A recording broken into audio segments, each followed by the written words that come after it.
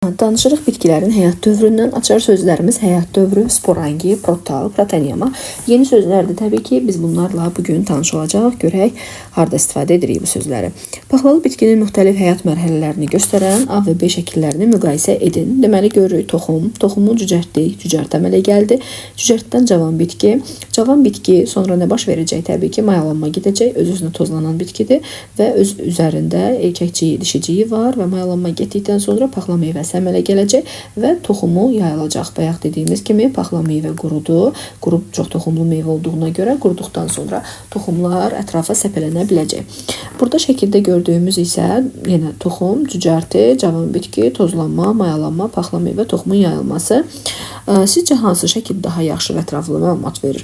Hansı şəkil paxlalı bitkinin ömrünün dayanmayan bir dövrədə davam etdiyini göstərir? Necə düşünürsünüz? Digər şəkil nəyi göstərmir? Çiçəkli bitkilərin çoxalması zamanı hansı proses baş verir? Təbii ki, şəkildə gördüyümüz bu B şəklində bir döngünü xatırladır bizə. Yəni toxum yarandı, toxumdan cücərti, cavan bitki tozlandı, mayalandı, paxla meyvə əmələ gəldi, toxum yayıldı, töküldü torpağa. Yəni bu mütəmadi olaraq davam edən bir prosesdir. Burada isə birinci şəkildə elə göstərilib ki, toxum əmələ gəldi, toxum yayıldı və salam, bitdi, getdi. Amma elə deyil. Təbii ki, həmin toxumdan yenidən, yəni bu dövrə tamamlanır və yenidən inkişaf edir. Bu formada yadımızda saxlayırıq. Ona görə də B şəkli deyirik ki, daha doğru şəkildir. Toxumun cücərməsindən inkişaf etmiş yetkin bir bitkiyə çevrilib, öz toxumunu əmələ gətirənə qədər bitkinin həyatında baş verən bütün dəyişikliklər bu bitkinin həyat dövrü adlanır. Çünki həyat dövrünün bütün mərhələləri hər dəfə yeni bitki yarananda təkrarlanır. Bəzi bitkilər toxum verdikdən sonra məhv olur. Digər bitkilər hər il çiçək açır, toxum əmələ gətirir. Təbii ki, bu toxumlu, meyvəli bitkilərə aiddir. Hansının ki, toxumu, meyvəsi var. Onlarda bu döngü tamamlanmalıdır da, yəni bitməlidir. Çiçəkli bitkinin həyat dövrü, işin gedişi, şəkildə bitkinin həyat dövrünün mərhələləri təsvir olunub. Cədvəl dəftərinizə çəkin. Şəkillərə sizə mərhələləri düzgün ardıcıllıqla qeyd edin. Hər bir mərhələnin adını, haqqında məlumatlar cədvəldə yazın. Nümunə olaraq bir mərhələ üçün məlumatlar yazılmışdır. Burada da gördüyümüz kimi yenə həmin birinci şəklə uyğundur. Toxum, cücərti, ondan sonra toxumun yayılmasıdır, toxumun cücərməsidir, qabığı ayrıldı, mayalanma getdi. Yəni bu ardıcıllığı tamamlamalıyıq. İlk öncə biz bilirik ki, çiçəkdir. Çiçəyin üzərində mayalanma prosesi getdi. Mayalanma getdikdən sonra toxum əmələ gəldi. Toxum əmələ gəldikdən sonra isə toxumların yayılması baş vermiş olacaq. Gəlirik bura, müzakirə edin. Həyat dövrünün hansı mərhələsində erkək və dişi qametlər birləşir? Temperaturun, iqlimin dəyişməsi nəyə səbəb ola bilir? Cədvələ başqa nəsə əlavə edə bilərsinizmi? Gəlin baxaq indi. Bitkinin həyat dövründə hər bir mərhələ vacibdir. Mərhələlərdən biri pozularsa, həyat dövrü davam edə bilməz. Çiçək tozlanmasa, yumurta hüceyrə mayalanmayacaq və bitki yeni toxum əmələ gətirməyəcək. Toxumlar su almazsa, onlar cücərməyəcək və yeni bitki inkişaf etməyəcək. Toxumlar cücərə bilmirsə, yeni bitki əmələ gəlməyəcək. Gördüyümüz kimi hamısı biri-birindən asılı olan proseslərdir. Gəlin baxaq çılpaq toxumlu bitkilərin həyat dövrü necədir? Bitkilərin heç də hamısı öz həyatının müəyyən bir dövründə çiçək əmələ gətirmir. Çiçəksiz bitkiləri toxumlar və ya sporlar vasitəsilə çoxala bilən bitkilər kimi qruplaşdırmaq olar. Deməli, çiçəksiz bitkiləri necə qruplaşdırdıq? Toxumlar və ya sporlar vasitəsilə çoxala bilən bitkilər. Şam, küknar, ardıc kimi bütün başqa iynə yarpaqlı bitkilər toxumla çoxalır. Onların toxumları dişi qozaların daxilində əmələ gəlir. Toxumlar qoza pulcuqların üzərində açıq halda yerləşdiyinə görə bütün iynə yarpaqlıları çılpaq toxumlu bitkilər adlandırırıq. Bizim gördüyümüz bu bitki məktəblərin də həyatında çox görürük, bağçalarda, xəstəxanalarda. İndi onu da deyəcəm, niyə əsasən o hissələr, o yerlərdə daha çox əkilir. Və yetkin bitkini gördüyümüz kimi bunun üzərində biz nə görürük? Gövdə görürük, yarpaqlarını görürük və qozalar görürük bitkinin üzərində. Kökləri də var təbii ki, amma çiçək görmürük, meyvə görmürük və bitkinin üzərində ümumiyyətlə biz 4 formada qoza görə bilərik. Bu qozalar hansı qozalardır? 3 növ dişi qozalar, bir növ isə erkək qoza görəcəyik. Bu qozaların, deməli, bax gördüyümüz kimi burada rənglərini verməyib, amma yadımızda saxlayaq, erkək qozalar yaşılımtıl sarı və yaxud da sarımtıl yaşılda deyirik. Sarımtıl yaşıl daha çox qozalardır və onların içərisində tozcuqlar yetişir. Bax gördüyümüz kimi tozcuqlar və bu da erkək belə deyək də, erkəkcikli, daha çox spermlərin işarəsidir. Bax bu işarə, bu isə dişiciyin işarəsidir. Biz bunu yəqin ki görmüşdük, yadımıza düşdü. Və tozcuqlar gəldi. Burada dişi qozalar görürük. Dişi qozaların rəngi isə qırmızımtıl olur. Qırmızımtıl. Və həmin bu qırmızımtıl qozalarda nə edəcək? Pulcuqların aşağı hissəsində, alt hissəsində yumurtacıq var və həmin yumurtacıqda mayalanma prosesi gedəcək. Mayalanma prosesi getdikdən sonra toxum əmələ gələcək və bu toxumları isə təbii ki biz çılpaq toxumlularda ağacın üzərində dedim axı 4 növdə qoza gördük. Hansılar oldu? Sarımtıl, yaşıl, sarımtıl, yaşıl. Ondan sonra görürük qırmızı,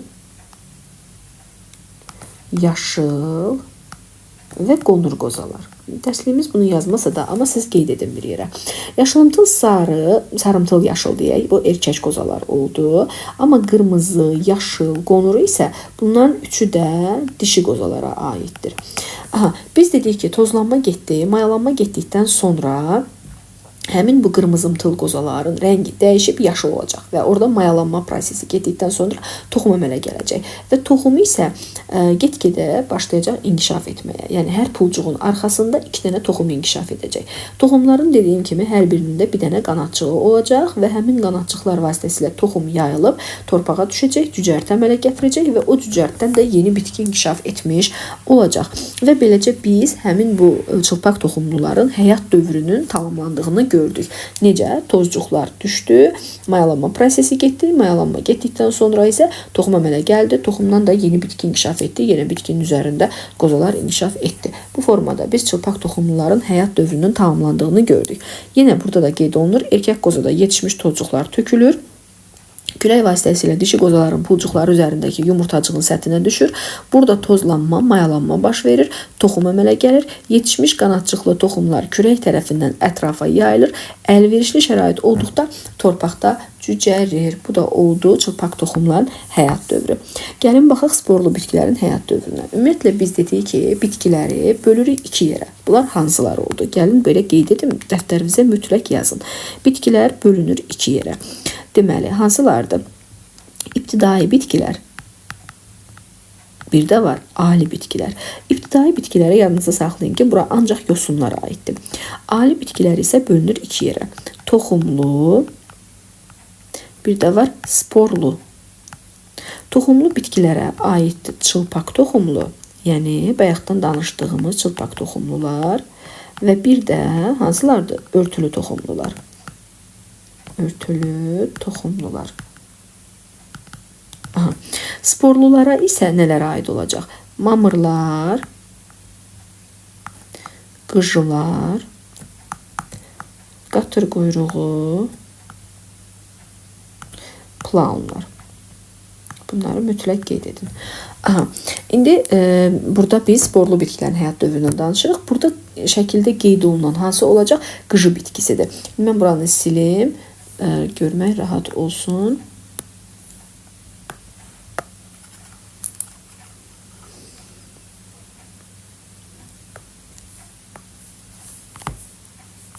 Aha.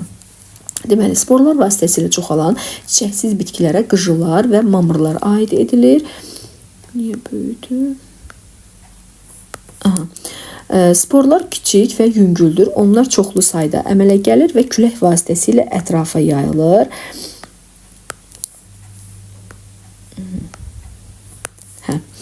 Sporlar baxın, bax bu bitkidir, yetkin qıcı bitkisidir. Qıcı bitkisinin yarpağının alt hissəsinə baxsaq, orada sporangilər yetişir. Sporangilər yarpağın alt hissəsində olur və onun içərisində sporlar yetişir. Bax bu bir sporangidir və içərisində sporlar yetişir.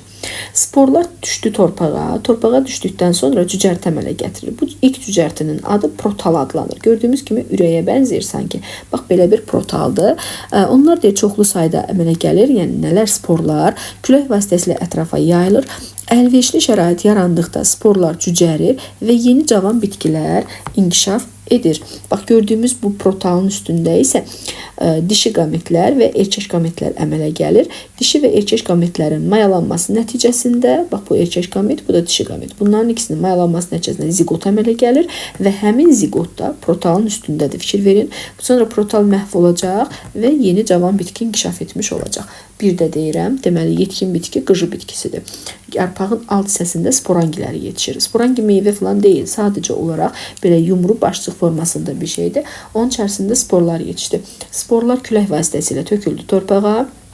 Orada yeni cücərti, yəni ilk cücərti əmələ gətirdi. Bu cücərtinin adı adlandı protal. Protal ürək formasındadır. Alt hissəsində bunun torpağa yapışmaq üçün rizoidləri var. Bax, bu çıxıntıları rizoidlər adlanır. Alt hissəsində deməli nəyi oldu bunun? Dişi və erkək qametləri yerləşdi, yetişdi və orada mayalanma getdi. Mayalanma gedəndən sonra isə, yəni zigot əmələ gəldi. Zigotdan da yeni cavan bitki inkişaf etdi protalın üzərində. Sonra protal məhv oldu, yetkin bitki inkişaf etdi. Bu da sporlu bitkilərin həyat dövrü. Deməli, dərsliyimizdə də nə verir? Əlverişli şərait yarandıqda spor cücərdi, yeni cavan bitki inkişaf etdi.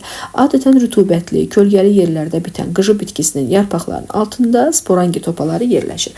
Qonur rəngli sporangilərdə sporlar əmələ gəlir. Yetişmiş sporlar tökülür, küləklə yayılır, əlverişli şəraitə düşdükdə cücərir. Yaşıl lövhəcik şəklində qıcının ilk cücərtisi protal əmələ gətirir. Protalın alt səthi üzərində əmələ gələn erkək qametlər su ilə yumurta hüceyrə tərəfə üzərək onunla birləşir və mayalanma baş verir. Zigotdan cavan qıcı bitkisi inkişaf etmiş olur. Bu da bunların həyat dövrü. İndi gəlin mamırların həyat dövrünə baxaq. Mamırlarda isə rütubətli yerlərdə bitən mamırlar adətən torpağı yaşıl xalı kimi örtür. Gördüyümüz kimi mamırdır. Bax, bu bitkilərin erkək və dişi bitkiləri ayrı-ayrı olur. Və erkək dişi qametlər əsasən ayrı-ayrı mamır bitkiləri üzərində inkişaf edir. Bu erkəkdirsə, erkəkin üzərində erkək qametlər inkişaf edəcək. Dişi bitkinin üzərində də dişi qametlər inkişaf edir. Fikir verin, bax bu dişidir, bu da erkəkdir. Üzərində bax belə qametlər əmələ gəldi və nə baş verdi? Burada deyəcəyik ki, mayalanma prosesi gedəcək. Mayalanma prosesi necə gedir? Hər iki deməli yetkin bitkinin üzərində əmələ gələn qametlər birləşdi. Erkək qametlər özü su vasitəsilə gedir. Mütləq su damcısı düşməlidir. Erkək bura sıçradacaq həmin bu spermatozoidi. Spermatozoidlər gəlib töküləcək hara? Dişi bitkinin üzərinə. Və burada mayalanma prosesi getdi. Mayalanma getdikdən sonra mamır bitkisinin üzərində ayaqcığı olan qutucuq inkişaf edəcək. Bax, belə bir ayağı var, ayaqcığın üzərində qutucuq inkişaf edir. Və bu qutucuğun da içərisində sporlar yetişir. Fikir verin, sporlar düşəcək torpağa, cücərti əmələ gətirəcək. Bu cücərtinin adı protaniyum adlanacaq. Bu protaniyumadan da yetkin mamırlar inkişaf etmiş olacaq. Dərsliyimizdə yazır, erkək qametlər su vasitəsilə dişi bitkinin üzərinə yumurta hüceyrə ilə birləşir. Mayalanma nəticəsində dişi bitki üzərində əmələ gələn zigotdan ayaqcıqlı qutucuq inkişaf edir və qutucuqda yetişən sporlar tökülür, rütubətli torpağa düşdükdə cücərir. Nazik yaşıl sap şəklində mamırın ilk cücərtisi protaniyuma. Görürsünüz, bayaq biz qıcılarda protal dedik, amma burada protaniyuma deyirik. Sonra protaniyumadan cavan mamır bitkisi inkişaf edir və həyat dövrü tamamlanır. Bir də deyirəm, deməli yetkin bitkilər oldu. Yetkin bitkilərin üzərində nə inkişaf etdi? Yəni erkəkciyi və dişiciyi ayrı olan bitkilər, 2 dənə yetkin bitkinin üzərində erkək qametlər, dişi qametlər əmələ gəldi. Erkək və dişi qametlər nəyə bərabər oldu? Zigota əmələ gəldi. Bu zigotdan da nə inkişaf edəcək? Bitkinin üzərində ayaqcıqlı, yəni ayaqcığı olan qutucuq. Bu qutucuqdan nə inkişaf etdi? Qutucuğun da içərisində sporlar yetişdi. Sporlar düşdü torpağa, spordan protaniyuma inkişaf etdi. Və protaniyumanın da üstündə yetkin həmin bu bitkilər inkişaf etmiş oldu. Gördüyümüz kimi, deməli, 2 dənə yetkin bitki ayrı-ayrı üzərində erkək və dişi qametlər əmələ gəldi. Onlar birləşdi, zigot əmələ gətirdi. Zigotdan ayaqcığı olan qutucuq inkişaf etdi. Onun içərisində sporlar yetişdi. Spor düşdü torpağa, cücərti əmələ gətirdi. Bunun adı protaniyum adlandı və protaniyumanın da üstündən 2 dənə yetkin bitki inkişaf etmiş oldu. Bu da mamırların çoxalma prosesi Buradakı düşün, müzakirə et, paylaşır da baxaq. Bir illik və çox illik bitkilər nədir fikrinizi əsaslandırın. Elə bitkilər var ki, onlar məsələn bu il deyək ki, torpağa düşdü, becərdi, böyüdü və məhv oldu, getdi. Amma 2 illik, çox illik bitkilərdə isə belə deyil. Çox illik bitkilər, yəni mütəmadi olaraq məsələn ağaclar ətrafımızda görürük ki, hər il bar verdi, yenidən qurudu, yaz gəldi, yenidən cücərdi və bunlara isə çox illik bitkilər deyirik. Bitkilərin həyat dövründə cinsi nəsil və qeyri-cinsi nəsil növbələşir. Bu nəsillər çox vaxt morfoloji, bəzən isə xromosom baxımından fərqli olur. Gametofit nəsil adlanan cinsi nəsil gametlər, sporofit nəsil isə cinsiyyətsiz sporlar əmələ gətirir.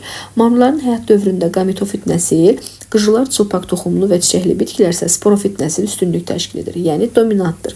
Bax, burada gördüyümüz mamır və qıcı bitkisinin üzərində də biz bunu görə bilərik. Tutaq ki, gametofit niyə deyirik? Yetkin bitkinin üstündə gametlər əmələ gəldi. Amma bayaq biz qıcıda isə bunu görmədik. Bax, fikir verin, yetkin qıcı bitkisinin üstündə gamet əmələ gəlmirdi. Bunun üstündə spor əmələ gəlirdi. Gametlər harda əmələ gəldi? Protalın üstündə. Ona görə də biz yetkin bitkiyə dedik sporofit, amma mamırlara isə deyəcəyik gametofit nəsildir. Bax, bunu yadımızda saxlayırıq. Sonra dominant nə deməkdir? Üstünlük, yəni sporofit nəsil üstünlük təşkil etdiyinə görə ona dominant adı vermiş olduq. Müzakirə edin, sizcə çiçəkli bitkilər, qıcılar, mamırların həyat dövrünün hansı mərhələsi və mərhələləri cinsi nəslə aid edilir? Fikrinizi əsaslandırın. Yəni, üzərində gametlər əmələ gəlirsə, biz burada artıq cinsi nəsli görürük. Gametlərdən də nə əmələ gələcək? Təbii ki, birləşməsi nəticəsində zigot və zigotdan da yeni bitki inkişaf etmiş olacaq. Nə üçün çılpaq toxumların həyat dövründə tozcuq və yumurtacıq gametofit nəsil hesab olunur? Çünki onlardan deməli, toxumların yaranması üçün mütləq ki, tozcuq və yumurtacıq mayalanmalıdır və onlar ayrı-ayrılıqda gamet sayılır və onun üçün də biz onlara gametofit nəsil demiş olacaq. Çiçəkli bitkilərin çoxalmasına görə çılpaq toxumlu bitkilərdən necə fərqlənir? Təbii ki, biz dedik ki, çiçəkli bitkilərdə 2 qat mayalanma getdi, amma çılpaq toxumlarda 2 qat mayalanma olmur. Havanın quru və yağışsız keçməsi hansı bitkilərin həyat dövrü üçün təhlükəli ola bilər? Təbii ki, suda, yəni suyun vacibdir də iştirakı onların çoxalmasında, mamırlarda, qıcılarda vacibdir. Ona görə də onlar üçün təhlükəli ola bilər.